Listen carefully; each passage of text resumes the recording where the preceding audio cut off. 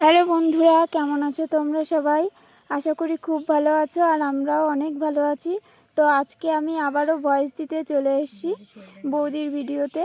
তো আজকে ছিলাম আমরা মাঠে, আমি আর রমেন দাদা মাঠে নিয়ে যাচ্ছিলাম বৌদিকে শাক তোলানোর জন্য। আর আমাদের এই মাঠে প্রায় সবজি থেকে ফুল একদম সব কিছুরই চাষবাস করানো হয়। এই যে বেল গাছ ছিল আর এই যে জবা গাছ। তো তারপরে আমরা এই সব কিছু এই যে সিম গাছ, তারপরে এখানে আমরা চলে এসেছিলাম খেতে।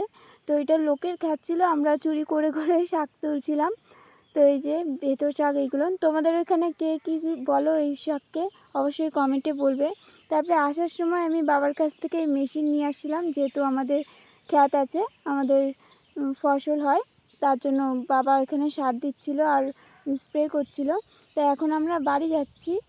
আর বাড়ি যেয়ে এই যে তার আগে আমরা সবাই একটু মজা করছিলাম দাদার সাথে, বেতো শাক দেবো না বলে। তারপরে আমি একটু ওকে আর কি করে খাইয়ে দিচ্ছিলাম। তো টাটা।